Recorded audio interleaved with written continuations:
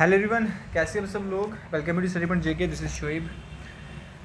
Guys, आज का जो हमारा सेशन रहेगा वो रहेगा कंप्यूटर प्रैक्टिकल टेस्ट के ऊपर। काफ़ी ज़्यादा मुझे कमेंट आ रहे हैं, काफ़ी ज़्यादा मुझे जो है व्हाट्सएप पे मैसेजेस आ रहे हैं। ठीक है, हर प्लेटफॉर्म पे जो है आप मुझे यही पूछ रहे हो कि सर बताओ कंप्यूटर प्रैक्टिकल टेस्ट में चीज़ें किस तरह से रहेंगी। तो आज यहाँ पे आज के सेशन में आपको मैं एक कंप्लीट ओवरव्यू दे दूंगा। ठीक है, जिसमें मैं आपको बताऊंगा कि किस तरह से चीज़ें रहेंगी। बाकी रही बात कि हर सॉफ्टवेयर को इंडिविजुअली सीखने की, तो वो मेरे लिए थोड़ा यहाँ पे कम पॉसिबल होगा, क्योंकि जो है मैं लोकेशन से थोड़ा बाहर हूँ। ठीक है, वो उसके लिए पूरा मुझे सिस्टम के ऊपर जाके पूरा सारी चीज़ें अरेंज करके पूरी टीम को उस तरह से मैनेज करके फिर जो है उस तरह से वीडियो बनेगी। फिर आपको जो है हर फीचर का बताया जाएगा किस तरह से यूज़ करना है हर फीचर को। ठीक है, प्रैक्टिकली बताया जाएगा। बस मैं यहाँ पे आज की इस वीडियो में प्रैक्टिकली आपको चीज़ें नहीं बता दूंगा, बट ये बता दूंगा क्या चीज़ें आपके लिए इम्पॉर्टेंट हैं।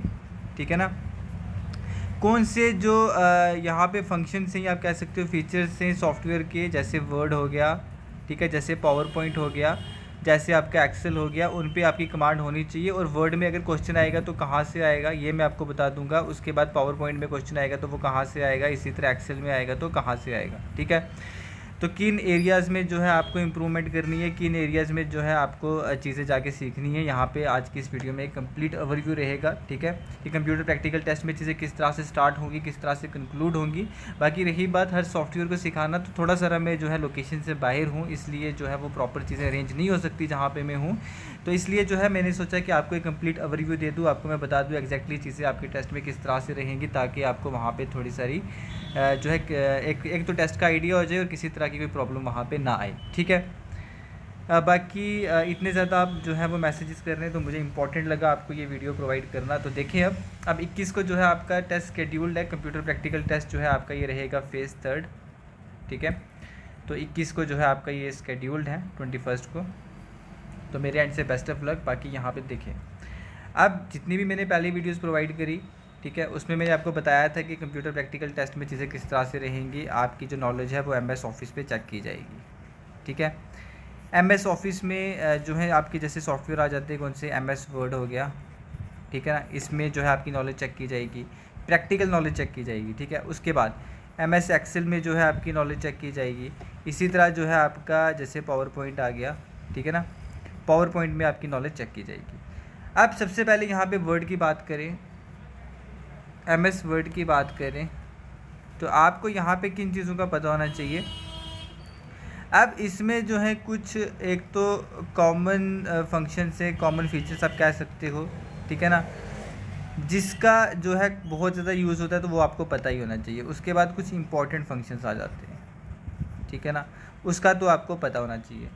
Common function as well as important function, इन दोनों का पता होना चाहिए। अब क्योंकि आपका टेस्ट शेड्यूल्ड है यहाँ पे 21 को, ठीक है, आपका जो है वो 2 दिन बाद शेड्यूल्ड है, तो यहाँ पे चीज़ें जो है आपको इतना डेप्थ में नहीं सीखनी है, बट हाँ जितना टेस्ट पॉइंट ऑफ व्यू से इम्पॉर्टेंट है उतना आपको पता होना चाहिए। जैसे देखें, वहाँ पे सबसे पहले टेस्ट में क्या होगा कि आपके सामने एक जैसे क्वेश्चन पेपर आता है ना, ठीक है, आपको एक क्वेश्चन पेपर दिया जाएगा, आपको एक क्वेश्चन पेपर दिया जाएगा। उसमें जो है वो जैसे वर्ड में क्या करना होगा, आपको एक पैराग्राफ होगा, उसी क्वेश्चन पेपर में पैराग्राफ होगा, ठीक है ना, पैराग्राफ में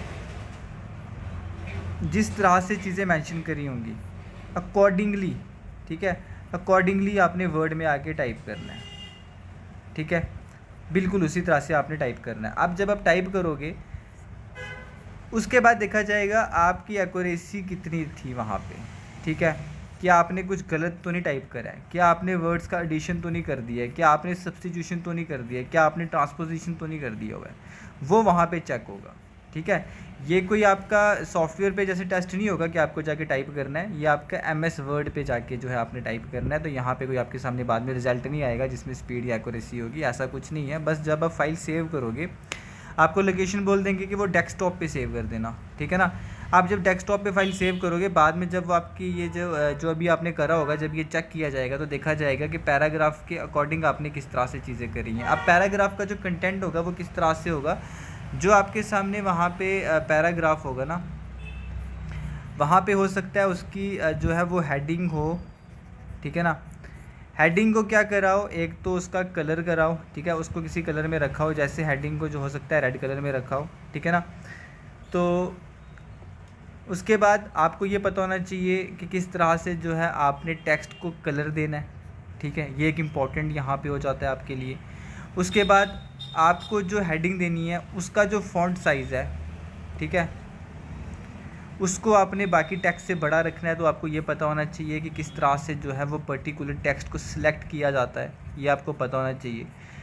किस तरह से उसको सिलेक्ट करके उसके फॉन्ट साइज़ को बड़ा किया जाता है, तो ये आपको पता होना चाहिए किस तरह से उसके साइज़ को बड़ा करना है, ठीक है। अब ये किस तरह से आप करोगे, देखो आप जब MS वर्ड को ओपन करोगे, होम टैब में जाओगे, होम टैब में जाने के बाद आपके सामने जो है वो क्लिप बोर्ड में क्या होगा, क्लिप बोर्ड, जब आप वहाँ पे ग्रुप में जाओगे आपको वहाँ पे ऑप्शन मिलेगा पेस्ट का। पेस्ट से आपको पता है क्या होता है, ठीक है ना।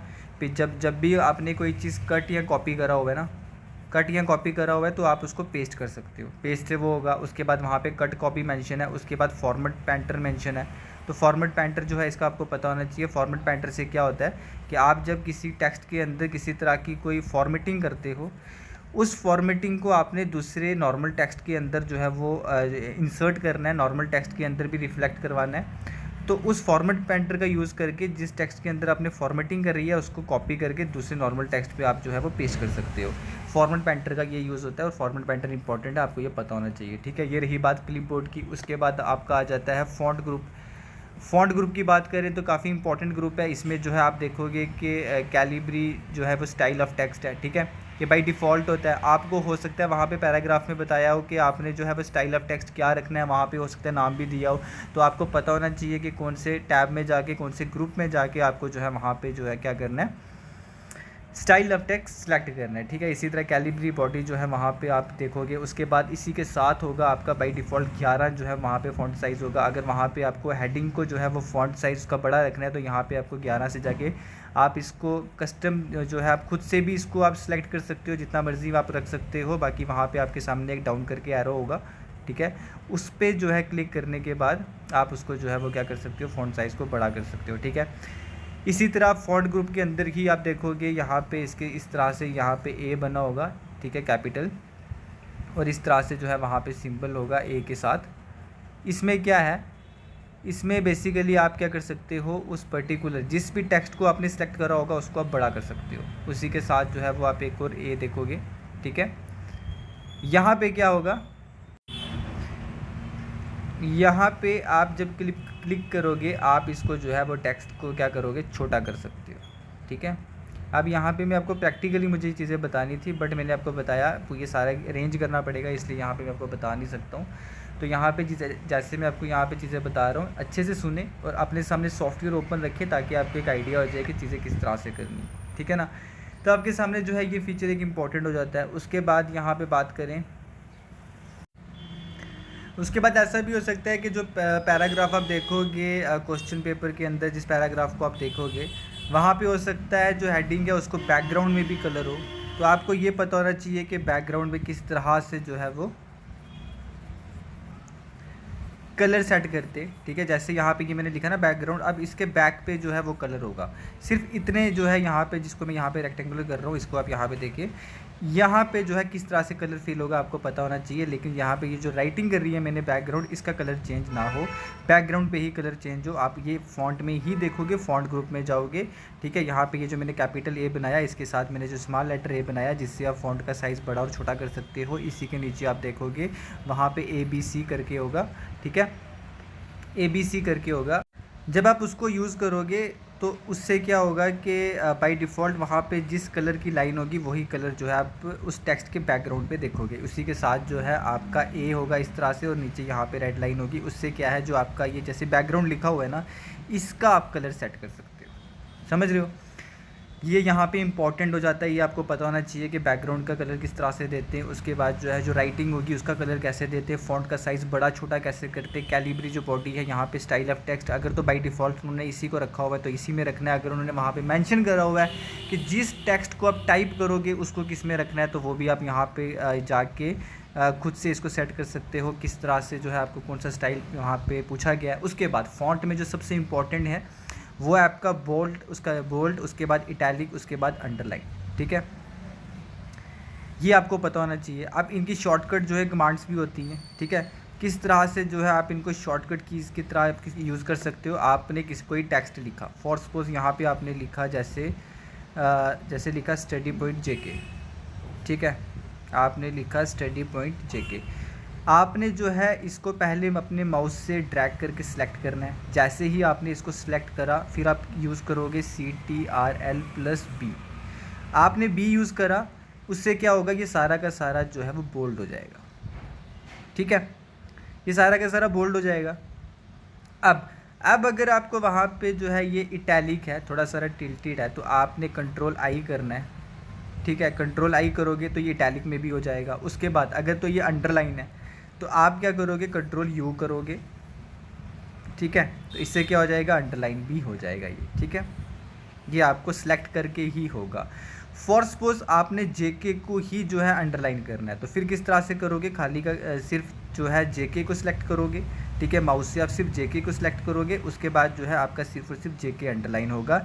रेस्ट जो आपका जो है रेस्ट जो आपका यहाँ पे सिलेक्टेड नहीं होगा वो अंडरलाइन भी नहीं होगा, ठीक है। ये चीज़ें जो मैं बोल रहा हूँ अपने सामने सॉफ्टवेयर ओपन करो और चीज़ों को करके देखो, इतना आपको आना चाहिए, ठीक है।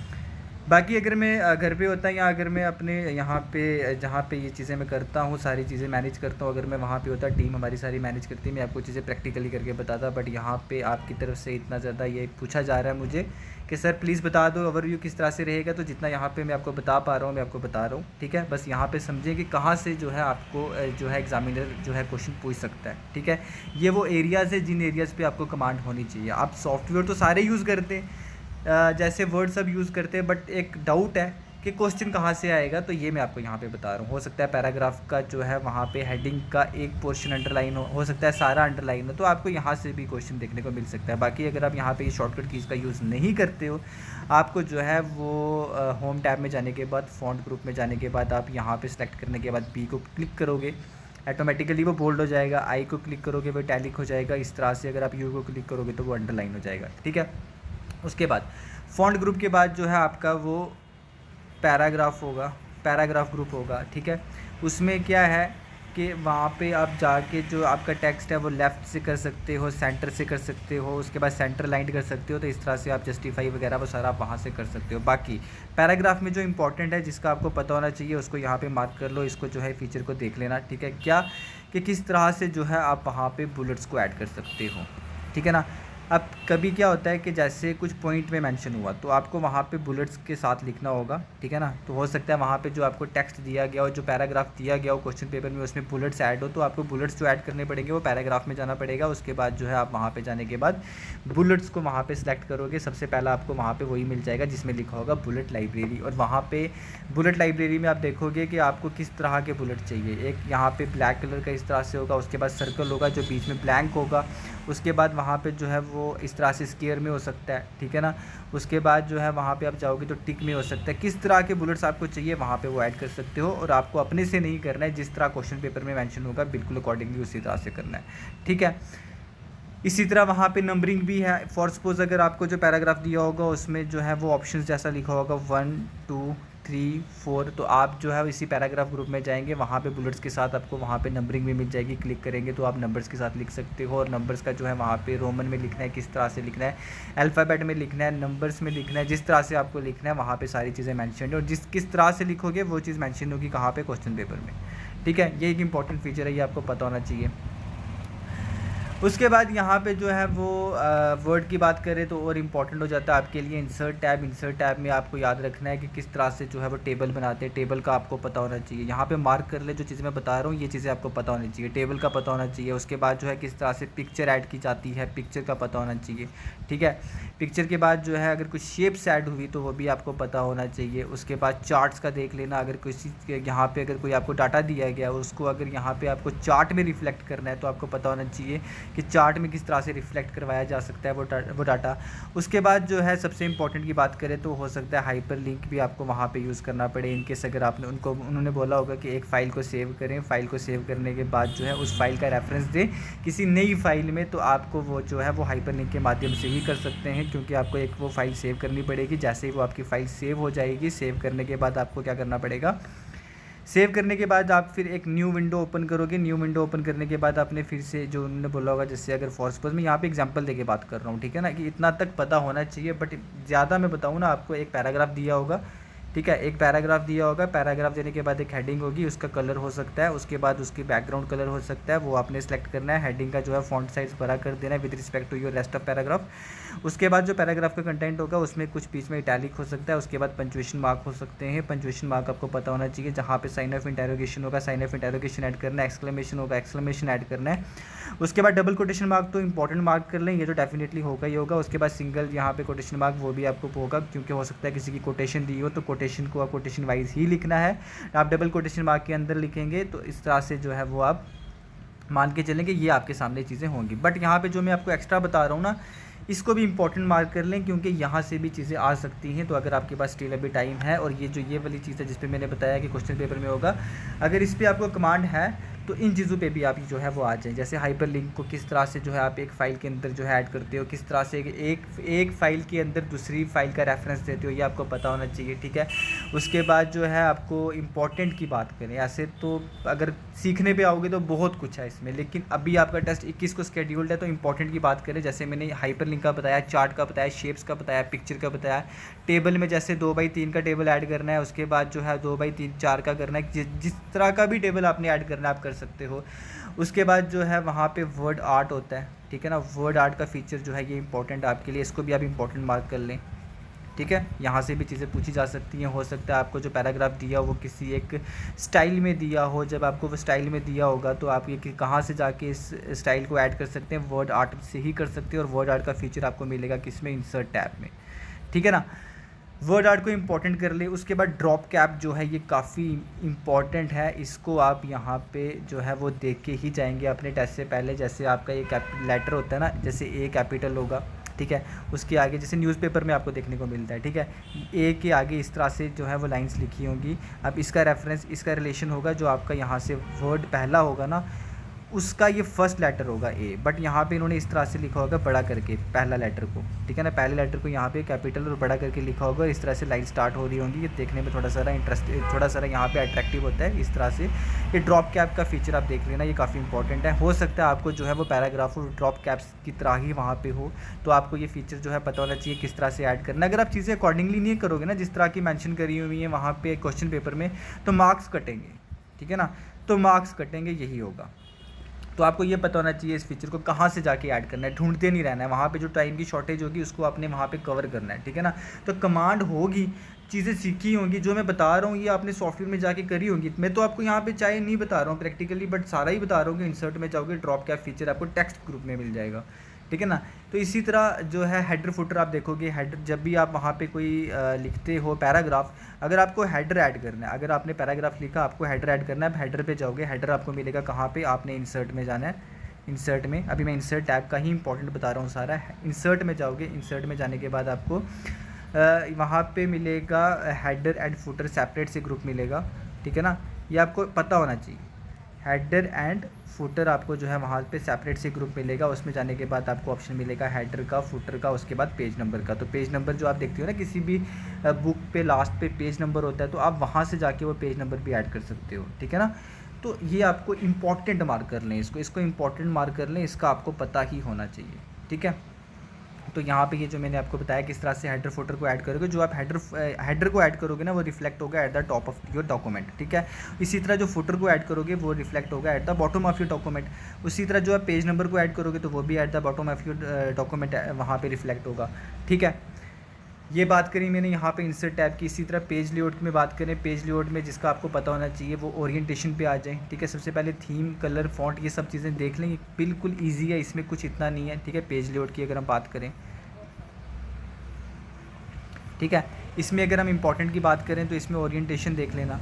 हो सकता है आपको वहाँ पे वो बोलें कि जो आपने यहाँ पे क्या करा हुआ है, फाइल बनाई हुई है, जो डॉक्यूमेंट बनाया हुआ है, इसको आप लैंडस्केप में जो है वो सेव करें, ठीक है ना। तो लैंडस्केप का फीचर आपको कहाँ पे मिलेगा, वो आपको मिलेगा ओरिएंटेशन में ही मिलेगा, या आपको वहाँ पोर्ट्रेट तो बाय डिफ़ॉल्ट होगा, लैंडस्केप को आपको सिलेक्ट करना पड़ेगा, ठीक है।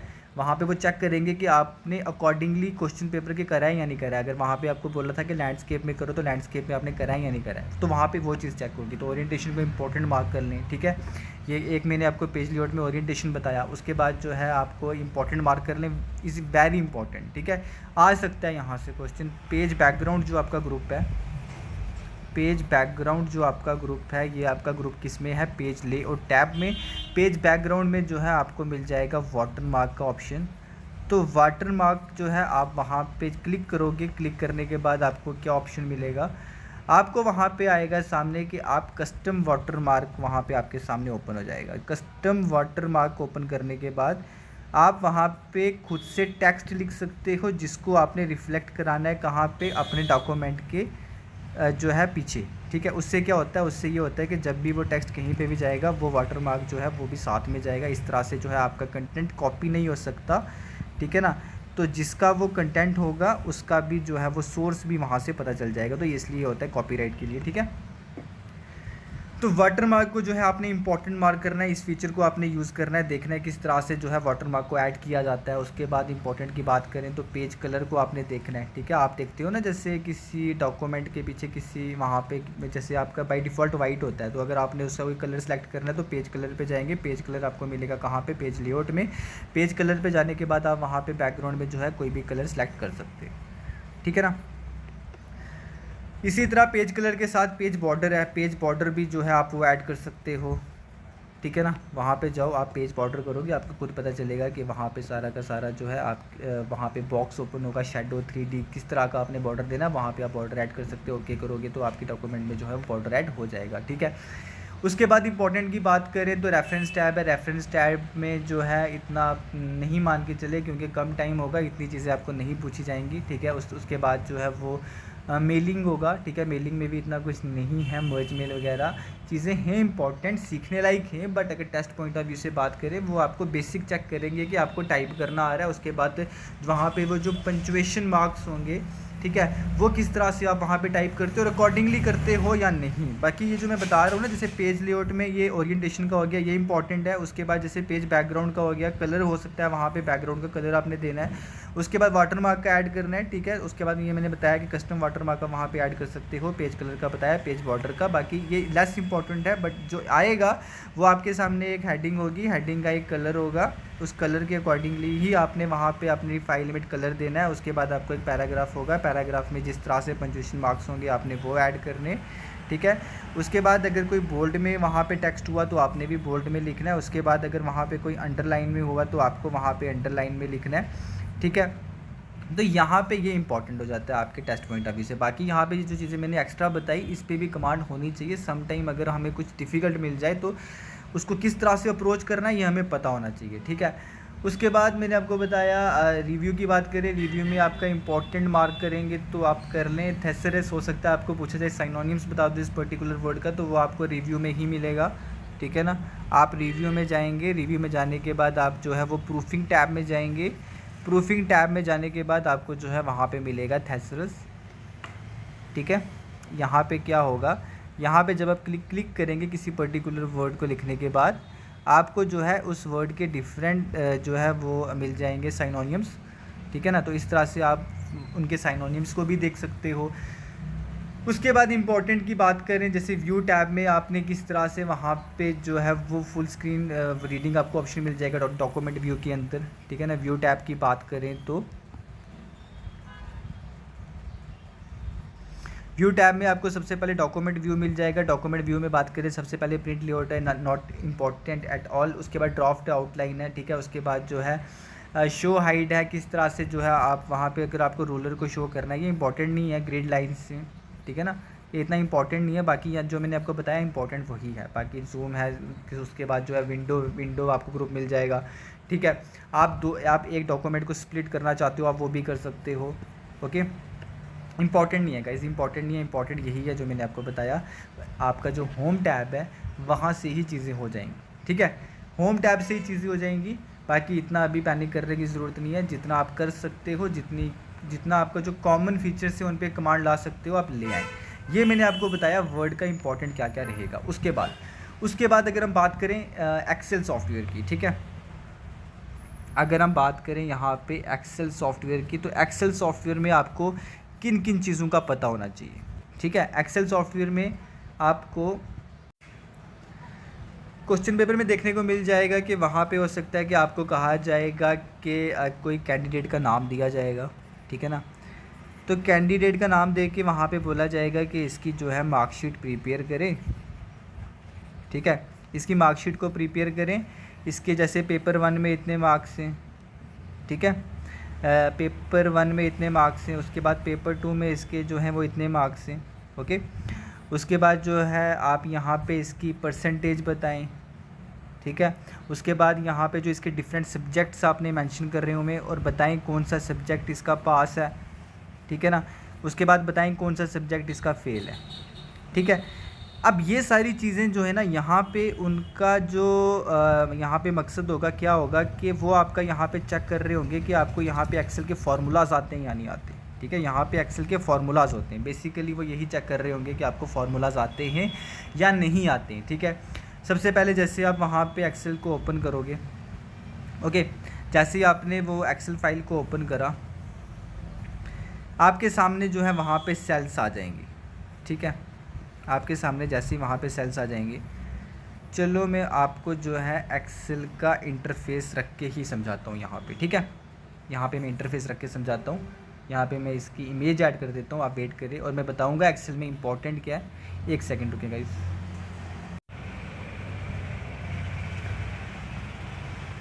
तो ये रहा गाइस आपके सामने एक्सेल का इस तरह का इंटरफेस होगा। ठीक है,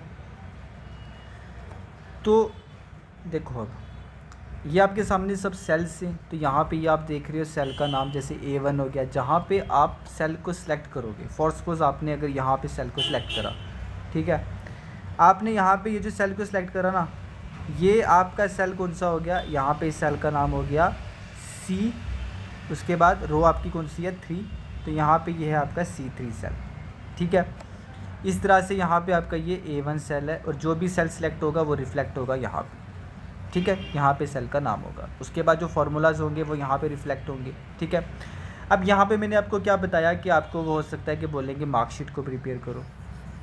ठीक है, अब आपको ये पता होना चाहिए कि अगर मार्कशीट को अगर आप प्रिपेयर कर रहे हो तो आपने यहाँ पे लिखा, जैसे यूनिवर्सिटी ऑफ जम्मू है। ठीक है, अब आपने यहाँ पे लिखा यूनिवर्सिटी ऑफ जम्मू, यहाँ पे A1 सेल को सिलेक्ट करा, उसके बाद यहाँ पे लिखा आपने यूनिवर्सिटी ऑफ जम्मू। ठीक है, यूनिवर्सिटी ऑफ जम्मू लिखा। अब यहाँ पे आपके पास दो ऑप्शन है, क्या कि आप या तो इसको क्या कर सकते हो, टेक्स्ट रैप टेक्स्ट। ठीक है, रैप टेक्स्ट को यूज़ करके ये आपका अलाइनमेंट में यहाँ पे आ जाएगा रैप टेक्स्ट। ठीक है, यहाँ पे मेरे को यहाँ पे सिंबल शो हो रहा है, लिखा हुआ नहीं है। जब आप अपने सामने लैपटॉप को ओपन करोगे आपको यहाँ पे ये मिलेगा, ये ऑप्शन है कौन सा, रैप टेक्स्ट का। रैप टेक्स्ट का यूज़ करके आप यूनिवर्सिटी ऑफ जम्मू का यहाँ पे ये जो सेल होगा इसको बड़ा कर सकते हो। जैसे ही इसको सिलेक्ट करके आपने रैप टेक्स्ट पे क्लिक करा, ठीक है, तो यूनिवर्सिटी ऑफ जम्मू यहाँ पे नीचे इस तरह से यहाँ पे लिखने होगा। ठीक है ना, तो ये जो आपका सेल होगा वो A1 ही रहेगा। और पर लिखने कैसे होगा, यहाँ पे इसका जो है वो टेक्स्ट पूरा का पूरा इस सेल में फिट हो जाएगा, सेल एक्चुअली बड़ा हो जाएगा। ठीक है, ये रैप टेक्स्ट का भी ऑप्शन है, बट यहाँ पे ये ऑप्शन इतना जो है यहाँ पे ठीक नहीं रहेगा। बट आपको यहाँ पे लिखना कैसे होगा, यूनिवर्सिटी ऑफ जम्मू इस तरह से आगे को करके लिखना होगा। अब यहाँ पे ये डिफरेंट सेल में तो आप जाके लिख नहीं सकते ना। यूनिवर्सिटी आपने A1 में लिखा, B1 में या B1 में आप यहाँ पे ऑफ लिखोगे, C1 में आप यहाँ पे जम्मू लिखोगे, तो वो तो आप नहीं कर सकते। अब यहाँ पे आपको किस ऑप्शन का यूज़ करना है, यहाँ पे आपको यूज़ करना है यहाँ पे किसका, इसका यहाँ पे अलाइनमेंट में जब आप जाएंगे अलाइनमेंट ग्रुप में, ठीक है, होम में जाएंगे, होम में जाने के बाद अलाइनमेंट ग्रुप में जाएंगे, आपको यहाँ पे ये वाला ऑप्शन मिलेगा। इसको अच्छे से देख लें, यहाँ पे मैं जूम कर देता हूँ। ठीक है, ए लिखा होगा इस तरह से, इसका मतलब ये हो गया, इसका मतलब हो गया मर्ज एंड सेंटर। ठीक है, मर्ज एंड सेंटर, आपने यहाँ पे जो है वो सेल को मर्ज करा और टेक्स्ट को सेंटर में लाया। अब यहाँ पे ये जो सेल का ये जो है ना, ये बॉर्डर कह सकते हो आप, ये सेल का जो यहाँ पे एंड पॉइंट है, ये यहाँ पे क्या हो जाएगा, सबका सारा का सारा मर्ज होकर ये एक पूरा का पूरा सेल बन जाएगा। और जितने सेल्स को आपने मर्ज करना होगा ना, उतने को सिलेक्ट करके इस ऑप्शन को आपने यहाँ पे अलाइनमेंट में जाके क्लिक करना है। तो इस तरह से आपको यहाँ पे पूरा का पूरा मिल जाएगा यूनिवर्सिटी ऑफ जम्मू। ठीक है, ये मर्ज हो जाएगा और सेंटर में आ जाएगा, ये आपका यहाँ पे इस तरह से हो जाएगा। ठीक है, उसके बाद अगर आपने यहाँ पे इसके नीचे कोई नया इंसर्ट करना है क्या रो, तो आप किस तरह से करोगे, 1 पे राइट क्लिक करना, ठीक है। जैसे ही आप 1 पे राइट क्लिक करोगे आप जो आपको ऑप्शन मिलेगा इंसर्ट करने का, आप रो ऐड कर सकते हो, ठीक है। इसी तरह और इम्पॉर्टेंट की बात करें तो यहाँ पे ये देख लें कैलिब्रेट जो मैं आपको बता रहा था बॉडी, उसके बाद यहाँ पे जो है ये फ़ॉन्ट साइज़ है। इसी तरह होम का ना ये फ़ॉन्ट पूरा, ये फ़ॉन्ट ग्रुप जो है ना पूरा इंपॉर्टेंट है। इस ऑप्शन के साथ जाके आप बैकग्राउंड कलर फिल कर सकते हो यहाँ पे, ये वाला, ठीक है। ये फिलर रहेगा, ये यहाँ पे रहेगा टेक्स्ट का, अगर आपको यहाँ पे कलर चेंज करना है। और यहाँ पे जो मैं आपको बता रहा था कैपिटल ए और यहाँ पे छोटा सारा ए, यहाँ से इसको आपने किसी टेक्स्ट को सिलेक्ट करा, यहाँ पे इस ए को यहाँ पे आपने क्लिक करा तो टेक्स्ट छोटा होगा, और बड़े ए को यहाँ पे अगर आपने क्लिक करा तो टेक्स्ट आपका बड़ा होगा, ठीक है। ये यहाँ पे इंपॉर्टेंट हो जाएगा। उसके बाद यहाँ पे अलाइनमेंट में मैंने आपको बताया क्या, text, wrap text and emergence centre, ये 2 इंपॉर्टेंट फीचर हैं एक्सेल के जो आपको पता होने चाहिए। बाकी यहाँ पे वर्ड के सेम ही हैं, यहाँ पे लेफ़्ट यहाँ पे राइट किस तरह से सेंटर को आपने रखना है टेक्स्ट को, वो आपको पता है, ठीक है। बाकी यहाँ पे और इम्पॉर्टेंट की बात करें तो फार्मूलाज, ठीक है, फार्मूलाज हैं। अब मैं आपको फार्मूलाज बता देता हूँ कौन कौन से आपको पता होना चाहिए टेस्ट से पहले, ठीक है। ये फार्मूलाज जो हैं आपको लर्न करने। बाकी जो है यहाँ पे एडिटिंग में जब आप आओगे, एडिटिंग में आने के बाद यहाँ पे इस तरह का आपको सिंबल मिलेगा। यहाँ पे जो है कुछ आपको जो है वो बिना फार्मूलाज के आप जाके वहाँ पे चीज़ें यूज़ कर सकते हो। जैसे आपने यहाँ पे टेक्स्ट को सिलेक्ट करा, ठीक है, फॉर सपोज यहाँ पे जैसे आपने लिखा G1 कॉलम में, यहाँ पे लिखता हूँ 25, उसके बाद लिखता हूँ यहाँ पे 25, ऐसे लिखते रहो, ठीक है। अगर यहाँ पे आपका जो सेल का कंटेंट है वो इस तरह से है 25 25 25, ठीक है। अब आपको यहाँ पे क्या लिखना है, ग्रैंड टोटल, ठीक है। आपको यहाँ पे क्या लिखना है, ग्रैंड टोटल। वो ग्रैंड टोटल आपका रिफ्लेक्ट होगा कहाँ पे, यहाँ पे, ठीक है। आपने क्या करना है, इस 25 को पूरा का पूरा इंक्लूडिंग ये जो नीचे वाला ब्लैंक कॉलम होगा जिसमें जो है आपका क्या आने वाला है, टोटल आने वाला है, उसको भी सिलेक्ट करना है और ऊपर वाले सारे को भी सिलेक्ट कर देना है और यहाँ पे इस ऑप्शन पे आना है। ये है आपका कौन सा, फार्मूलाज का। यहाँ पे फार्मूलाज मिल जाएंगे। यहाँ पे ये जो आप देख रहे हो डाउन एरो पे आपको क्लिक करना है। डाउन एरो पे क्लिक करने के बाद आपको मिल जाएगा, आपके सामने ओपन हो जाएगा सम, ठीक है। उसके बाद ओपन हो जाएगा एवरेज, उसके बाद जो है आपके सामने ओपन हो जाएगा काउंट नंबर्स, उसके बाद आपके सामने ओपन हो जाएगा मैक्सिमम, उसके बाद हो जाएगा मिनिमम, उसके बाद हो जाएगा मोर फंक्शंस, ठीक है। जैसे ही आपने यहाँ पे इस ऑप्शन पे आने के बाद यहाँ पे आपने डाउन एरो पे क्लिक करा, ठीक है, मैं साफ़ कर देता हूँ, देख लेंगे। यहाँ पे डाउन एरो पे क्लिक करा, आपके सामने यहाँ पे ये सारे जो हैं ऑप्शंस अवेलेबल हो जाएंगे। अब मैंने क्या बताया, नीचे आपको सिलेक्ट करना है पूरा का पूरा इस तरह से। अब सिलेक्ट करने के बाद अगर आपने फॉर्स को सम करा, अब ये जो आपने ब्लैंक वाला सेल भी सिलेक्ट करा हुआ है ना, इसका सम आ जाएगा यहाँ पे, ठीक है, इसका सम यहाँ पे आ जाएगा। अगर आपने एवरेज को क्लिक किया इसको सिलेक्ट करने के बाद तो यहाँ पे एवरेज आ जाएगा। अगर आपने यहाँ पे काउंट नंबर करा तो यहाँ पे कितने नंबर है, 1 2 3 4 5, तो 5 आ जाएगा यहाँ, ठीक है। इस तरह से अगर आपने मैक्सिमम करा तो मैक्सिमम यहाँ से आपको ये पता चलेगा सबसे ज़्यादा नंबर कौन सा है, वो आपका यहाँ पे रिफ्लेक्ट हो जाएगा। मिनिमम में पता चल जाएगा सबसे जो है छोटा नंबर कौन सा है, वो यहाँ पे रिफ्लेक्ट हो जाएगा। मोर फंक्शंस पे जब आप जाओगे आपको और भी यहाँ पे जो है वो फंक्शंस मिल जाएंगे। बट यहाँ पे मैं आपको इंपॉर्टेंट फार्मूलाज अब बताता हूँ, ये आपको पता ही होना चाहिए, ठीक है। अब देखो कौन कौन से फार्मूलाज आपको पता होने चाहिए। फार्मूलाज की बात करें तो आपको पता होना चाहिए सम का जो है यहाँ पे फार्मूला क्या रहेगा। सम का फार्मूला रहेगा इक्वल टू, सेल पे आपको क्लिक करना है, ठीक है। यहाँ पे इस सेल पे आपको यहाँ पे क्लिक करना है, ठीक है। डबल क्लिक आप करेंगे, जैसे ही आपने डबल क्लिक करा आपके सामने जो है वहाँ पे वो कर्सर आ जाएगा। कर्सर के आने के बाद आप यहाँ पे आप टाइप कर सकते हो। आपने टाइप करना है इक्वल टू, उसके बाद आपने लिखना है सम, उसके बाद आपने जो है वो ब्रैकेट को ओपन करना है। आपने फॉर सपोज A1 को यहाँ पे आपने A1 का जो आपका यहाँ पे ले लेते हैं, ये आपका G1 है ना, आपने यहाँ पे लिखना है G1 लिखा। उसके बाद आपने जो है यहाँ पे कॉलन जो है वो ऐड करना है। उसके बाद जो है आप यहाँ पे कौन से सेल तक चीज़ें ऐड करना चाहते हो, आप यहाँ पे G5 तक ऐड करना चाहते हो तो आपने यहाँ पे करा G5। इस तरह से जब आप एंटर करोगे लास्ट पे, जैसे ही आपने यहाँ पे एंटर करा आपका ये सारा का सारा ऐड हो जाएगा, ठीक है। ये एक इम्पॉर्टेंट फार्मूलाज है। उसके बाद यहाँ पे आपको एवरेज का पता होना चाहिए, इक्वल टू, उसके बाद आप करेंगे एवरेज, ठीक है। उसके बाद इसी तरह G1 सेमी, उसके बाद कॉलन, उसके बाद G5 आपका यहाँ पे एवरेज रिफ्लेक्ट हो जाएगा। ये जो आप कर रहे हो ना, आपको सीधा का सीधा उस सेल में आके फार्मूला को टाइप करना है, ठीक है।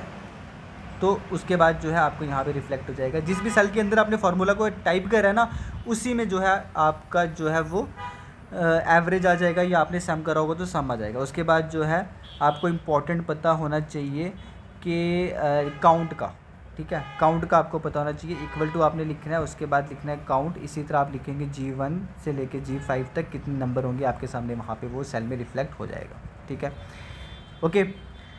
उसके बाद फॉर सपोज आपने यहाँ पे जो है वो परसेंटेज निकालनी है। अब परसेंटेज निकालनी है तो वो किस तरह से निकालोगे वो भी देख लो। परसेंटेज का भी जो फॉर्मूला है वो आपको पता होना चाहिए, ठीक है। यहाँ पे मैं आपको बता देता हूँ, देखो फॉर सपोज आपने परसेंटेज निकालनी है। परसेंटेज कैसे निकालोगे, आपके जो यहाँ पे मार्क्स होंगे, ठीक है, उसके बाद यहाँ पे जो मैक्सिमम मार्क्स होंगे, ठीक है। मार्क्स हैं आपके कितने 50, मैक्सिमम मार्क्स हैं यहाँ पे कितने 100। अब परसेंटेज का फॉर्मूला क्या होता है, यहाँ पे आपको जो है वो परसेंटेज लिखना है, ठीक है। परसेंटेज का फॉर्मूला क्या होता है, आपने जितने मार्क्स ऑब्टेन करें, ठीक है। पहले यहाँ पे मैं फार्मूला लिख देता हूँ, यहाँ पे साइड पे फार्मूला लिख देते हैं, बाद में यहाँ पे इसको एंटर करेंगे, देखेंगे किस तरह से यहाँ पे हमारी परसेंटेज आएगी। परसेंटेज का फार्मूला आ गया 50 डिवाइडेड बाई 100 इंटू 100, ये यहाँ पे फार्मूला हो गया। अब इसको आपने एक्सेल में किस तरह से एंटर करना है, आपका यहाँ पे जब आपने मार्कशीट प्रिपेयर करी होगी, यहाँ पे मार्क्स होगा, यहाँ पे मैक्सिमम मार्क्स होंगे, तो यहाँ पे आपने क्या करना है, इक्वल टू करना है, ठीक है। उसके बाद ये आपका जो मार्क्स है, जैसे 50 मार्क्स आपने ऑब्टेन करें, मार्क्स ऑब्टेन, ठीक है, ये आपके E1 कॉलम में, तो आपने यहाँ पे क्या करना है, E1 करना है, इक्वल टू E1 डिवाइड, ठीक है। ये आपको मिल जाएगा कहाँ पे, जैसे आप इसका स्लैश का भी यूज़ कर सकते हो, आपको वहाँ पे जो है वो नंबर पैड में मिल जाएगा ये साइन, ठीक है। स्लैश यूज़ करोगे, डिवाइड हो गया, यानी कि अब इसको करोगे किससे, 100 से। 100 आपका कहाँ पे है, F1 में है, आप करोगे F1। अब आपको यहाँ पे जो या मल्टीप्लाई लिखना है, ये आप स्टार मार्क का यूज़ करोगे, ठीक है, स्टार मार्क यहाँ पे कह लो, उसको आप यूज़ करोगे मल्टीप्लाई, और आपको यहाँ पे करना है किसके साथ, 100 के साथ, और आप यहाँ पे एंटर को प्रेस करोगे। इस चीज़ को आप एंटर करोगे ना सेल के अंदर, आपके वो दो सेल्स का जो है परसेंटेज निकल के आ जाएगा।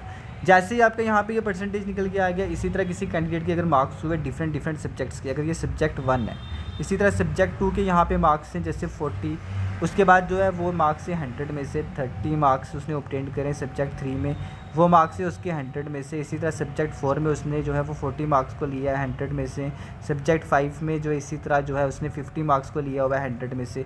अब आपने यहाँ पे एक का परसेंटेज निकाला ना, अब बाकियों का आप कैसे निकालोगे, आपने यहाँ पे क्या करना है, इस सारे को सिलेक्ट कर देना है। जहाँ तक आपने जो है वो परसेंटेज निकालनी है ना, उस सारे को सिलेक्ट करने के बाद आपने यूज़ करना है Ctrl+D। जैसे ही आपने Ctrl+D यूज़ करा ना, बाकी सेल्स के अंदर आपको फार्मूलाज देने की ज़रूरत नहीं है, ऑटोमेटिकली इन सेल्स के अंदर वो फार्मूला जो है वो इंसर्ट हो जाएंगे। और हर यहाँ पे जो है यहाँ पे मार्क्स जितने ऑब्टेन करें सब्जेक्ट की, आपको यानी कि परसेंटेज देखने को मिल जाएगी सेल के अंदर, ठीक है। सारे यहाँ पे सेल्स के अंदर परसेंटेज आपको देखने की मिल जाएगी, ठीक है। इस तरह से आप जो है वो यूज़ कर सकते हो Ctrl+D का। इस तरह से जो है आपको यहाँ पे परसेंटेज का फार्मूला जो है वो एंटर करना है। कौन से सेल्स की यहाँ पे परसेंटेज निकाल रहे हो वो आपको पता होना चाहिए, ओके। परसेंटेज का भी अब हमने देख लिया। उसके बाद अगर आपको यहाँ पे बताना है ये कैंडिडेट पास हुआ है या फेल हुआ है, तो वो किस तरह से बताओगे, ठीक है। ये आपका यहाँ पे होगा H1 में पास या फेल। अब यहाँ पे भी ना एक फार्मूला है, ठीक है। अब यहाँ पे क्या फार्मूला है, यहाँ पे आपको कंडीशन देनी होती है किस तरह से आप सेल के अंदर जाके ये फार्मूला को टाइप करोगे। जैसे फॉर सपोज आपका एक सेल है, सेल के अंदर आप क्या टाइप कर रहे हो, इक्वल टू आपने करा, उसके बाद आप करेंगे इफ़, ठीक है। इफ़ के बाद आपने ब्रेसिस ओपन करने, ब्रेसिस ओपन करने के बाद यहाँ पे आपने कंडीशन क्या दी, यहाँ पे तो मैंने डायरेक्ट परसेंटेज लिख लिया ना। परसेंटेज से पहले आपका एक और कॉलम होगा जिसमें आपका मेंशन होगा मैक्सिमम मार्क्स, तो ठीक है उसने कितने लिए हुए, सॉरी उसने जो मार्क्स ऑब्टेन करे 50 हैं उसकी, चलो परसेंटेज के हिसाब से देख लेते हैं। अगर यहाँ पे इसकी 50% आई परसेंटेज, ठीक है। अब यहाँ पे इसकी 50% आई। अब यहाँ पे हम कंडीशन दे देते हैं पास या फेल में, हमें जो है इस टैब के अंदर आके ये इस फार्मूला को टाइप करना है, इस टैब के अंदर इक्वल टू इफ़। उसके बाद हम यहाँ पे लिखेंगे कौन सा हमारा यहाँ पे है,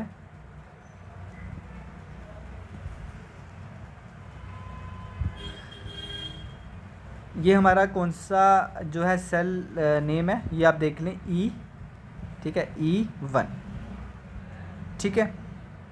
बट हमें यहाँ पे इसके साथ कुछ नहीं करना है, सॉरी, हम यहाँ पे परसेंटेज के अकॉर्डिंग देखेंगे वो पास है या फेल है, तो हमें यहाँ पे देखना है। यहाँ पे हमारा आएगा क्या परसेंटेज, जितना उसने लिया होगा इस फार्मूला को एंटर करने के बाद, वो आपका कितना आ जाएगा 50। तो मैंने यहाँ पे साफ़ कर दिया। अगर आपको यहाँ पे फार्मूला नहीं पता चला, वीडियो रिवाइंड कर लेना। यहाँ पे अब आपका एंटर करने के बाद 50 आ जाएगा। अब यहाँ पे आपको बताना है वो पास है या फेल है, वो बताना है, ठीक है। अब आपने इस सेल में आके जो है वो क्या फार्मूला एंटर करना है, इस सेल में आके आप फार्मूला को एंटर करेंगे इफ़, उसके बाद यहाँ पे जो है आप सेल का रेफरेंस देंगे। सेल का आपका कौन सा रेफरेंस है, वो है आपका G1, ठीक है। आप यहाँ पे लिखेंगे G1, ठीक है। उसके बाद लिखेंगे अगर वो ग्रेटर है, ठीक है, ग्रेटर है या इक्वल टू है किसके, 50 के। हम यहाँ पे क्राइटेरिया पासिंग का रखते हैं 50। अगर ग्रेटर है या इक्वल टू है 50 के, ओके, ग्रेटर है या इक्वल टू है 50 के, तो फिर कॉमा लिखना है, फिर डबल कोटेशन मार्क ओपन करना है, फिर लिखना है पास, ठीक है।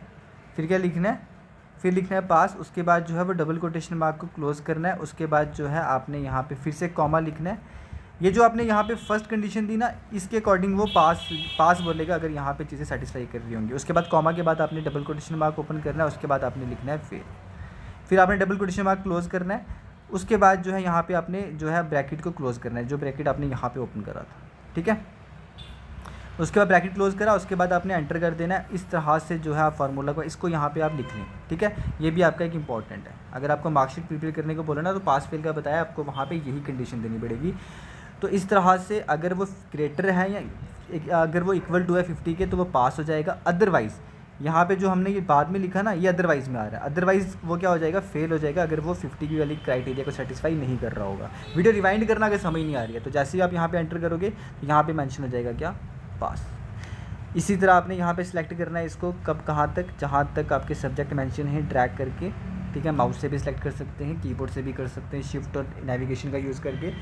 जैसे आपने यहाँ पे सिलेक्ट करा, Ctrl+D करा, ये Ctrl+D करा, तो आपका यहाँ पे ये क्या हो जाएगा, ये सारा का सारा जितने फार्मूलाज है बाकी सब्जेक्ट में भी जो है वो अकॉर्डिंगली एंटर हो जाएंगे। तो यहाँ पे खुद से लिखा जाएगा। जैसे Ctrl+D करोगे ना, जो क्राइटेरिया यहाँ पे 50% का सेटिस्फाई कर रहा होगा वो पास हो जाएगा। अगर 50% से कम परसेंटेज बन रही होगी तो वो फेल हो जाएगा। जैसे यहाँ पे 40% हुआ, तो यहाँ पे ऑटोमेटिकली Ctrl+D करने के बाद ये खुद से इसको फेल कर देगा। तो आपको यहाँ पे सब्जेक्ट के आगे आगे पास फेल के आगे खुद से टाइप नहीं करना है वो पास है या फेल है, आपको फार्मूलाज के थ्रू चलना है। तो मैंने सम का बताया, एवरेज का बताया, काउंट का बताया, उसके बाद यहाँ पे ये मैंने कंडीशन बताई, ठीक है ना। इसका भी आपको पता होना चाहिए। उसके बाद अगर आपको किसी सेल में आके किसी कोई डेट को एंटर करना है, ठीक है, तो वो डेट आपको रिफ्लेक्ट होनी चाहिए सारे सेल्स में। तो वो वैसे ही ड्रैग करोगे, वैसे ही जो है आप डेट एंटर करोगे। और डेट एंटर करने का फार्मूला की बात करें तो फार्मूला क्या है, डेट के लिए आपको एंटर करना होगा, इसी तरह इक्वल टू करेंगे। उसके बाद आप वहाँ पे लिखेंगे सेल के अंदर टुडे और ब्रेसिस को ओपन करेंगे। उसके बाद स्पेस देंगे, ब्रेसिस को क्लोज करेंगे और एंटर की को प्रेस करेंगे। आपके सामने जो है वहाँ पे डेट एंटर हो जाएगी। अब आप चाहते हो कि डेट के साथ उस सेल के अंदर टाइम भी एंटर हो, तो वो किस तरह से करोगे, वो आप करोगे इक्वल टू ओपन करोगे, सॉरी आपने इक्वल टू को टाइप करा, उसके बाद जो है आप नाउ करोगे, उसके बाद ब्रेसिस ओपन करोगे, स्पेस और ब्रेसिस क्लोज, फिर आप एंटर को प्रेस करोगे, आपके सामने डेट प्लस टाइम आ जाएगा। ये भी इंपॉर्टेंट फार्मूला है, ठीक है। उसके बाद जो है अगर आप दो टेक्स्ट को जोड़ना चाहते हो, फॉर सपोज आप A1 सेल और B1 सेल के टेक्स्ट को कंबाइन करना चाहते हो, ठीक है। जैसे आपने A1 सेल के अंदर लिखा, जैसे आपने लिखा U, ठीक है। उसके बाद जो है आपका यहाँ पे B1 सेल जो है उसके अंदर आपने लिखा मी, ठीक है। अब आप चाहते हो कि C कॉलम में यानी कि C1 सेल में ये यू मी इकट्ठा हो जाए, ठीक है, ये यू एंड मी जो है वो एक साथ आ जाए। आपको इस सेल के अंदर आना है। इस सेल के अंदर आने के बाद आपने क्या करना है, आपने यहाँ पे सेल का रेफरेंस दे के ऐड करना है, यानी कि इक्वल टू करेंगे, A1 करेंगे, ठीक है। उसके बाद इक्वल टू A1 करने के बाद यहाँ पे आपने जो है वो ऐड को करना है। उसके बाद जो है आप B1 करेंगे, ये आपने कर दिया कंबाइन, तो यहाँ पे यू मी एक साथ में हो जाएगा, ओके। इस तरह से जो है आप जो है टेक्स्ट को कंबाइन भी कर सकते हो, ये भी इम्पॉर्टेंट है। ज़्यादा इंपॉर्टेंट की बात करें तो ये है आपके लिए सम, एवरेज, काउंट इफ हो गया। और जब आप इस ऑप्शन में जाओगे आपको वहाँ पे जो मिलेंगे ऑप्शंस डिफरेंट, क्या जैसे आप काउंट नंबर कर सकते हो, मैक्सिमम हो गया, एवरेज निकालना हो गया, मोर फंक्शंस में जाओगे आपको वहाँ पे और मिल जाएगा। तो ये मैं आपको एडिशनल बता रहा हूँ कि अगर आपको वहाँ पे चीज़ें थोड़ी डिफरेंट पूछेगी, ठीक है। तो उसके बाद जो है इसमें इतना इंपॉर्टेंट नहीं है एक्सेल में, इन सब चीज़ों का आपको पता होना चाहिए। ये जो मैंने बताया आपको ये सब जो है किस में है, ये वर्ड वाला वो सेम है। बाकी इंसर्ट टैब की बात करें, इंसर्ट टैब में जब आप जाओगे आपको वहाँ पे मिलेगा चार्ट्स वाला मिलेगा, चार्ट्स इंपॉर्टेंट है। अब इंसर्ट टैब के अंदर क्या क्या इंपॉर्टेंट है वो भी आप यहाँ पे देखें, ठीक है। ये मैं आपको एक ओवरव्यू दे रहा हूँ, आप पूरा प्रैक्टिकली कब सिखा सकता था बताया मैंने आपको। इंसर्ट टैब के अंदर जाओगे आप टेबल्स में देख लेना किस तरह से जो है आप टेबल्स को ऐड कर सकते हो। उसके बाद इलस्ट्रेशन में जाओगे, इलस्ट्रेशन में आपका इंपॉर्टेंट हो जाता है क्या, इलस्ट्रेशन में आपका इंपॉर्टेंट हो जाता है आप किस तरह से जो है वो पिक्चर्स को ऐड कर सकते हो। पिक्चर्स को ऐड करोगे ना, पिक्चर को ऐड करने से पहले वही ऑप्शन यूज़ कर लेना, कौन सा, मर्ज वाला, ठीक है। मर्ज एंड सेंटर वाला कर लेना, आपके वो जो सेल हैं वो कंबाइन हो जाएंगे। सेल कंबाइन होने के बाद वहाँ पे बीच में लाइनिंग नहीं ना आएगी, जैसे ही लाइनिंग नहीं आएगी सेल को बड़ा कर लेना, ठीक है। वो जो आपने रो करी होगी उसको जो है वो बड़ा कर लेना ड्रैग करके, उसके बाद आप पिक्चर उसमें ऐड कर सकते हो, ठीक है। इलस्ट्रेशन में मैंने क्या बताया आपको, पिक्चर आपका एक इम्पॉर्टेंट रहेगा। उसके बाद जो है यहाँ पे इंसर्ट टैब में आपका इम्पॉर्टेंट रहेगा चार्ट्स।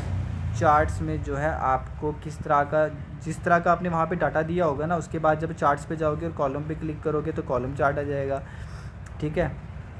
करके देखो पता चलेगा। उसके बाद जो है वहाँ पे आपके सामने आ जाएगा लाइन चार्ट आ जाएगा, लाइन में मेंशन होगा डाटा आपका। उसके बाद पाई चार्ट भी हो सकता है आपके सामने। उसके बाद जो है आपके सामने बार चार्ट ओपन हो जाएगा, ठीक है। इस तरह से जो है आप डिफरेंट चार्ट्स को भी देखोगे। चार्ट्स इंपॉर्टेंट हो जाते हैं एक्सेल में, मार्केट एज इंपॉर्टेंट, ठीक है। उसके बाद जो है और इंसर्ट टैब की बात करें तो वो आप देख सकते हो, बाकी वो सेम है, हेडर फुटर वो जो मैंने आपको बताया। उसके बाद जो है पेज लेआउट की बात करें तो पेज लेआउट में जो है आप इम्पोर्टेंट अगर मार्क करेंगे तो वही ओरिएंटेशन आ गया, ठीक है। पेज लेआउट में आपका ओरिएंटेशन आ गया। ओरिएंटेशन में मैंने आपको बताया कि अगर आपको जो अभी आपने वहाँ पे फाइल सेव करी है, अगर आपको वो लैंडस्केप में सेव करने को बोलोगे तो वो आपका लैंडस्केप ऑप्शन कहाँ पे जो है वो मिलेगा, लैंडस्केप ऑप्शन आपको ओरिएंटेशन में मिलेगा। ओरिएंटेशन है आपका पेज लेआउट में, ये पता होना चाहिए, प्रैक्टिकल करा हुआ होना चाहिए, ठीक है। उसके बाद बाकी जो इतने आप फीचर्स देख रहे हो वो इतने इंपॉर्टेंट नहीं है आपके टेस्ट पॉइंट ऑफ व्यू से। बाकी मैंने आपको वहाँ पे ऑटो सम को बताया, वो आपको मिल जाएगा फार्मूलाज़ के अंदर। फार्मूलाज़ का जो है वो अलग से टैब दे के रखा हुआ है, किसमें, जब आप एक्सेल को ओपन करोगे, ठीक है ना, वहाँ पे फार्मूलाज़ का टैब है। वहाँ पे जाओगे तो आपको वहाँ पे मिलेगा फंक्शन लाइब्रेरी, जिसमें आपका सारा का सारा वहाँ पे ऑटो सम मेंशन है। उसके बाद logical text, date and time आप देख सकते हो, जो मैंने आपको जिसका मैंने आपको शॉर्टकट बता दिया, ठीक है। नाउ वो सारा करके सेटिंग में। उसके बाद जो है वो डाटा टैब मिल जाएगा, उसमें कोई इतना इंपॉर्टेंट नहीं है। आप अभी के लिए जो मैं आपको ये फार्मूलाज़ बताए ना गाइस, इस पर आप जो है अपनी कमांड को बढ़ा लें, ठीक है। ये टुडे हो गया, नाउ हो गया, किस तरह से जो है वो दो सेल्स के डाटा को कंबाइन करोगे। और ये जो मैंने बताया आपको, उसके बाद किस तरह से ड्रैग करके आपको वो नीचे लाने ना, इस पर कमांड बनाओ। बाकी जो मैं बता रहा हूँ वो इसलिए बता रहा हूँ कि अगर चीज़ें जो हैं वो आउट ऑफ दी जो है वो कंटेक्स्ट आ गई तो किस तरह से आएंगी। बाकी इंपॉर्टेंट की बात करोगे ना, ये जो आपके सामने इंटरफेस है ना, ये जो चीज़ें मैंने यहाँ पे मेंशन करी है ना, जैसे सम का फार्मूला हो गया, एवरेज का हो गया, काउंट का हो गया। उसके बाद यहाँ पे ये मैंने आपको बताया कंडीशन देनी है पास फेल की, क्योंकि हाई चांसेस है वो आपको मार्क्स कार्ड बोल सकते हैं। यूनिवर्सिटी ऑफ जम्मू की बात करें तो यहाँ पे आप अगर किसी यूनिवर्सिटी में जा रहे हो तो हो सकता है आपको यहाँ पे ये फार्मूला जो है वो पूछा जा सकता है। फार्मूला किस फॉर्म में पूछा जा सकता है कि आपको पूछा जाएगा बच्चा पास है या फेल है, तो ये फार्मूला देना पड़ेगा, तो सब बच्चों का वहाँ पे पास फेल आ जाएगा। वहाँ पे हर बच्चे के आगे आके लिखते नहीं रहोगे ये पास है या फेल है, एक सेल में फार्मूला देना, ड्रैग करना है, सब में अप्लाई हो जाएगा, ठीक है। बाकी यहाँ पे जो है वो ऑटो सम का भी आप कैसे यूज़ कर सकते हो एडिटिंग में जाके, वो भी आपको मैंने बताया, ठीक है। ये रहा एक्सेल का, ये एक्सेल का रहा, ठीक है। उसके बाद पावर पॉइंट का मैं अब आपको बता देता हूँ। पावर पॉइंट में आपको कौन से एरियाज़ में जाके काम करना है, कौन से एरियाज़ में जाके आपको चीज़ें सीखनी है, उसका भी मैं इंटरफेस लगा देता हूँ यहाँ पे, उसके बाद चीज़ें सिखाता हूँ, ठीक है।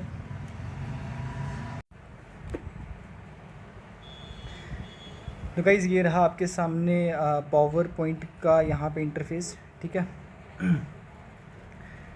तो जैसा आप यहाँ पे देख पा रहे हो, आपको बोला जाएगा वहाँ पे कि आप क्या करो कि जो आपका टाइटल है, ठीक है, आप टाइटल में जो है कोई टेक्स्ट आपको दिया जाएगा, बोला जाएगा उसको ऐड करो, ठीक है। जैसे आपको यहाँ पे बोला कि आप ऐड करो दिखाओ फॉर सपोज, ठीक है।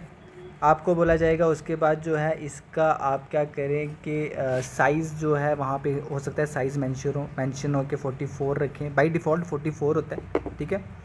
बाय डिफ़ॉल्ट जो इसका आपको साइज़ मिलेगा वो आपको मिलेगा 44। तो जैसे ही आप इसको, एक सेकेंड,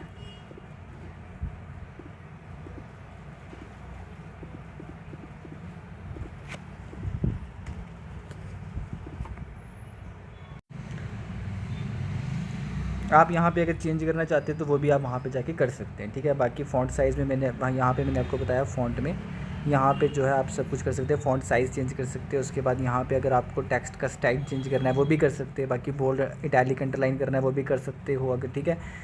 उसके बाद जो है आप वहाँ पे जाने के बाद फिलर को भी यूज़ कर सकते हो अगर आपको वहाँ पे बैकग्राउंड में कोई कलर ऐड करना है। ये कॉमन फीचर्स रहेंगे जो आपको वर्ड में भी मिलेंगे, जो आपको एक्सेल में भी मिलेंगे, जो आपको यहाँ पे पावर पॉइंट में भी देखने को मिलेंगे, ठीक है। बाकी डिफरेंट यहाँ पे क्या रहने वाला है, जैसे यहाँ पे आपने टाइटल को ऐड करा, बैकग्राउंड कलर दिया, उसके बाद जो है आप यहाँ डिज़ाइन टैब को देखोगे जो आपको यहाँ पे वर्ड में नहीं मिलेगा, एक्सेल में नहीं मिलेगा। डिज़ाइन टैब में आपको जाने के बाद आपको वहाँ पे स्लाइड्स के डिफरेंट डिज़ाइंस ओपन हो जाएंगे। आप वहाँ पे जाके किसी एक पर्टिकुलर डिज़ाइन को सिलेक्ट करके अपना जो है वो स्लाइड रख सकते हो। उसमें जाके आप अपना टाइटल ऐड कर सकते हो, बॉडी ऐड कर सकते हो, ठीक है। अब वहाँ पे ये भी हो सकता है कि बॉडी का आपको अलग से बताएं कि आपने फ़ॉन्ट साइज़ क्या रखना है, उसके बाद जो है टाइटल का अलग से बताएं। बाद में वो चेक करेंगे कि अकॉर्डिंगली आपने करा है या नहीं करा है, ठीक है। ये भी वहाँ पे चेक किया जा सकता है। उसके बाद जो है यहाँ पे हो सकता है आपको बोलेंगे बॉडी का ये वाला जो है आप टेक्स्ट स्टाइल रखें। उसके बाद जो है टाइटल का यानी कि जो है आप ये वाला टेक्स्ट स्टाइल डिफरेंट रखें, तो वो भी आपको वहाँ पे इसकी नॉलेज भी चेक की जा सकती है। बाकी क्लिपबोर्ड में आपको यहाँ पे कट कॉपी पेस्ट चीज़ें सेम रहेंगी। फॉर्मेट पेंटर का मैंने आपको यहाँ पे बताया, शायद आई थिंक नहीं बताया। फॉर्मेट पेंटर का यही होता है कि जो आपने पर्टिकुलर टेक्स्ट के अंदर फॉर्मेटिंग कर रही होती है, उसी फॉर्मेटिंग को जो अगर आप कॉपी करोगे और अगर आप उसको कॉपी करके किसी नॉर्मल टेक्स्ट के अंदर जो है वो रिफ्लेक्ट करवाना चाहते हो तो वो आप फॉर्मेट पेंटर का यूज़ करके कर सकते हो। ये मैंने आपको बताया, ठीक है। बाकी यहाँ पे सुनो कि इंपॉर्टेंट आपके लिए क्या रहेगा कि आपको डिज़ाइन टैब में जाने के बाद आपको वहाँ पे डिफरेंट डिज़ाइंस ओपन होंगे। आप स्लाइड का एक डिज़ाइन दे सकते हो। बाकी जो है आप टाइटल का अलग से जो है वो आप फ़ॉन्ट साइज़ सेलेक्ट कर सकते हो। यहाँ पे बॉडी का अलग से कर सकते हो यानी कि सब टाइटल का। उसके बाद जो है एनिमेशन यहाँ पे जो है पावर पॉइंट में काफ़ी ज़्यादा इंपॉर्टेंट रहेगा। एनिमेशन में जाने के बाद जो है आप देखोगे कि आप अपने जो वहाँ पे टेक्स्ट वहाँ पे लिखा होगा उसको डिफरेंट आप एनिमेशन दे सकते हो, वो किस तरह से आपके सामने अपेयर होगा, ठीक है। उसके बाद आप एनिमेशन में सिलेक्ट कर सकते हो आपको कौन सा एनिमेशन लगना है, ट्रांसिशन वाला रखना है या वाइप लेफ़्ट रखना है। इस तरह से जो है आप वहाँ पे देखोगे वाइप लेफ़्ट हो गया, उसके बाद आपके सामने वाइप राइट होगा या आपके सामने स्लाइड नीचे से ऊपर आएगा, वाइप अप होगा, ठीक है। ये डिफरेंट नाम है एनिमेशन के। उसके बाद स्लाइड शो है, आप यहाँ पे ये देख सकते हो, ये आपको जो है वो किसी और अदर सॉफ्टवेयर में नहीं मिलेगा।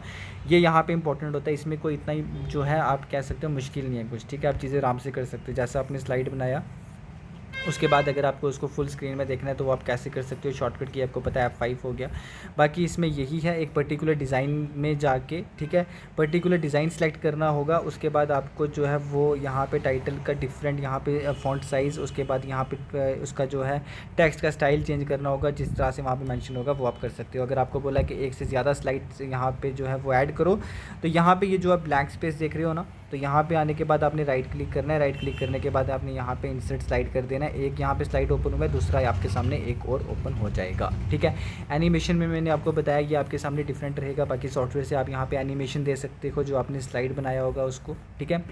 एनिमेशन के बाद जो है आप यहाँ पे अगर स्लाइड शो में आओगे तो इसमें भी इतना इंपॉर्टेंट नहीं है, हाइट स्लाइड ये वगैरह वो आप देख सकते हो उसको। बाकी इंपॉर्टेंट यहाँ पर अगर बात करें तो उसके बाद जो है फॉर्मेट में भी इतना फॉर्मेट यहाँ पे देख लें, ठीक है। फॉर्मेट आपके सामने एक टैब होगा जो आपका 2007 का है।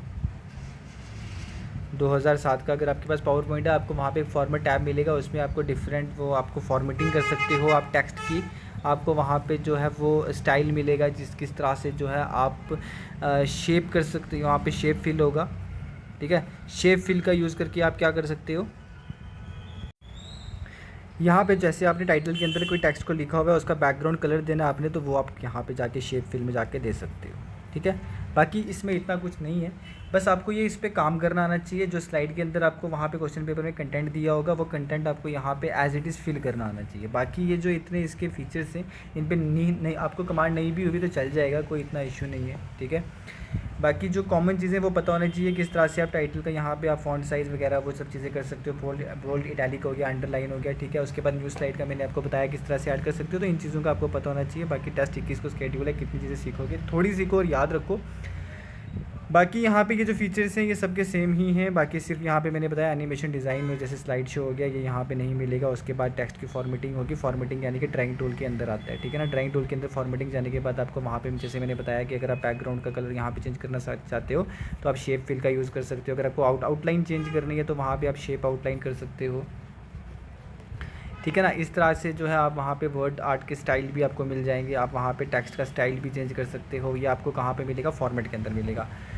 बाकी इसमें जो है इन्हीं चीज़ों से आपको वहाँ पे क्वेश्चन देखने को मिलेगा, ठीक है। ये जो चीज़ें मैंने यहाँ पे बताई, तो इससे बाहर आपको वहाँ पे चीज़ें कुछ भी नहीं मिलेंगी। बाकी एक्सेल के फार्मूलाज़ पे आपकी टॉप कमांड होनी चाहिए, ठीक है, सो दैट वहाँ पे जो है आपको किसी तरह की कोई प्रॉब्लम ना आए। बाकी सॉफ्टवेयर को जितना यूज़ करते हो बार बार यूज़ करते रहो, इन फार्मूलाज़ को एंटर करो ताकि आपको पता चलेगा कि किस तरह से एक्चुअली ये फार्मूलाज़ वर्क करते हैं, ठीक है। जैसे मैंने आपको यहाँ पे बताया एक्सेल के अंदर आपको यहाँ पे मार्कशीट का दे सकते हैं। हो सकता है आपको वहाँ पे बोलें कि कोई शॉप है उसका स्टॉक है उसको किस तरह से वहाँ पे उन्होंने मेंटेन करा है वो बताएं। शॉप के अंदर किसी जो है पर्टिकुलर आइटम्स को जिस तरह से अगर वो स्टेशनरी शॉप है, अगर वो स्टेशनरी शॉप है उसके अंदर पेंसिल्स होंगी, ठीक है, आपको स्टॉक मेंटेन करने को बोला जाएगा। उसके बाद जो है वहाँ पे जैसे आप वहाँ पे देखोगे बुक्स देखोगे, ठीक है ना, उसके बाद आप नोटबुक्स देखोगे। अब वहाँ पे अगर फॉर सपोज आपको हुआ कि पेंसिल अगर इतनी सेल हुई हैं तो सेल होने के बाद जो है आपको इतना अर्न हुआ, वहाँ पे आपको अर्निंग मेंशन करनी होगी। अर्निंग मेंशन करने के बाद आपको वहाँ पे डिस्काउंट मेंशन करना होगा कि इतना डिस्काउंट आपने दिया, ठीक है। तो ये सारी चीज़ें आपको वहाँ पे फार्मूलाज़ के साथ ज़्यादा जो है इजी रहेंगी, ठीक है। बाकी अगर आप वहाँ पे डाटा वहाँ पे मैनुअली एंटर करने जाओगे तो ये टाइम कंज्यूमिंग हो जाएगा। वो चेक ही यही करते हैं कि आप यहाँ पे फार्मूलाज़ के साथ आते हो, पर्टिकुलर सॉफ्टवेयर का जो यहाँ पे बेसिक यूज़ है उस तरह से करते हो कि आप यहाँ पे चीज़ें अपने हिसाब से कर रहे हो। बाकी यहाँ पे मैंने आपको वर्ड का बताया, तो हेडर फुटर का आप यहाँ पे देख लेना, ये काफ़ी इंपॉर्टेंट रहेगा। वर्ड आर्ट को पता होना चाहिए आपको, ठीक है ना।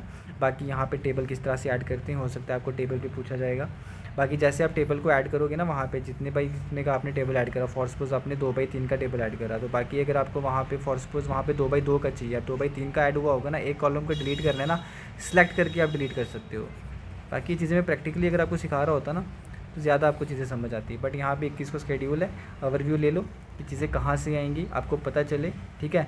बिल्कुल आप यहाँ पे इस तरह से वहाँ पे ना जाएं कि आपको पता ही नहीं है और वहाँ पे चीज़ें पूछी जा रही हैं और फिर आप वहाँ पे जाके थोड़ा सारा टाइम कंज्यूमिंग हो रहा है आपके लिए, ठीक है।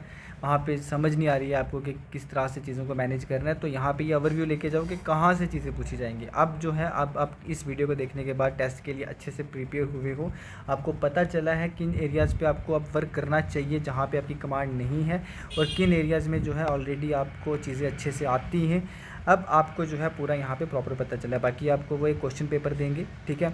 आपके सामने एक क्वेश्चन पेपर आएगा, क्वेश्चन पेपर में क्वेश्चंस मेंशन होंगे, उनके इवन मार्क्स भी मेंशन होंगे, कितने मार्क्स का क्वेश्चन है। बाकी अगर आप अकॉर्डिंग जो है जिस तरह से क्वेश्चन में चीज़ें आपको पूछी गई होंगी, अगर आपने अकॉर्डिंगली करा तो आपको फुल मार्क मिलेंगे। अगर आपने किसी तरह की कोई मिस्टेक करी तो वहाँ पर आपके मार्क्स कट होंगे। बाकी देखो 10 नंबर का आपका ये टेस्ट है, इसमें आप इतना टेंशन क्यों कर रहे हो। आपने जो है वो टाइपिंग टेस्ट दिया जो आपका था कितने मार्क्स का, 40 मार्क्स का। वहाँ पे आपके पास जो है ये एक अपॉर्चुनिटी थी बाकी स्टूडेंट्स को यहाँ पे थोड़ा पीछे करने की, वहाँ पे आपने करा भी है, ठीक है। काफ़ी ज़्यादा कैंडिडेट्स ने यहाँ पे जो है अच्छा रिस्पांस लाया। उसके बाद सबसे यहाँ पे जो ज़्यादा आपका स्टेज था जिसमें जो है आपके रिटर्न जो आपका टेस्ट था, इसमें आपका जो है ये 100 नंबर का टेस्ट था, 100 मार्क्स का यहाँ पे ये टेस्ट था।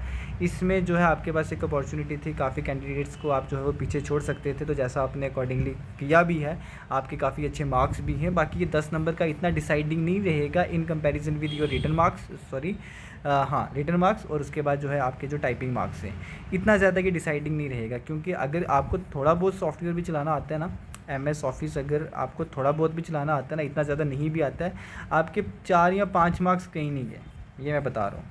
अब इसके अगर आप ऊपर 3 या 4 मार्क्स ला रहे हो, ठीक है, मतलब आप 10 में से अगर 8 या 9 मार्क्स ला रहे हो, तो ये जो है फिर आपको क्या एक एडवांटेज मिल जाएगा क्या कि यहाँ से भी आपने 2-3 मार्क्स का मार्जिन ले लिया। बट अगर आप मतलब थोड़ी बहुत कमांड भी रखते हो ना सॉफ्टवेयर के ऊपर, 4-5 मार्क्स आपके कहीं नहीं गए हुए और ऑलरेडी अगर आपने टाइपिंग में अच्छा परफॉर्म करा हुआ है, उसके बाद आपने रिटन टेस्ट में अच्छा परफॉर्म करा हुआ है, तो आपके पास तो एक अच्छा खासा मार्जिन ऑलरेडी है।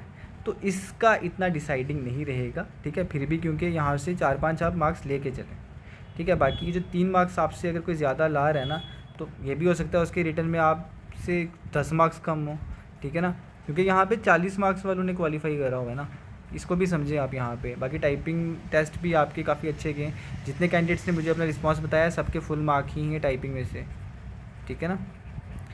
तो 4 या 5 मार्क्स आपके कहीं नहीं गए, बाकी ऊपर कितने लाते हो तो वो डिपेंड करता है कि आपको ज़्यादा कितनी कमांड है, ठीक है। बाकी ये सब चीज़ें मुझे आपको बतानी थी, यहाँ पे कंप्लीट ओवरव्यू मुझे आपको देना था ताकि आपको पता चले कि टेस्ट में चीज़ें किस तरह से होने जा रही हैं। बाकी स्टिल अगर आपको किसी तरह का कोई डाउट है, ठीक है, इसी वीडियो के नीचे कमेंट करें, मैं आपको आंसर कर दूंगा। अगर मैंने आंसर नहीं किया तो आपकी क्वेरीज़ को मैं नेक्स्ट वीडियो में ले लूँगा। जब क्वेरीज़ ज़्यादा हो जाती हैं उनको मैं रीड करके किसी वीडियो में जो है आपको आंसर कर देता हूँ, ठीक है। बाकी इस वीडियो में इतना ही, अपने फ्रेंड्स के साथ भी शेयर करो। सेशन जो है काफ़ी लंबा भी हो गया, बाकी लाइक भी करें, ठीक है। तो अब मैं आपको मिलूँगा किसी नए वीडियो में, तो तब तक के लिए बाय, टेक केयर।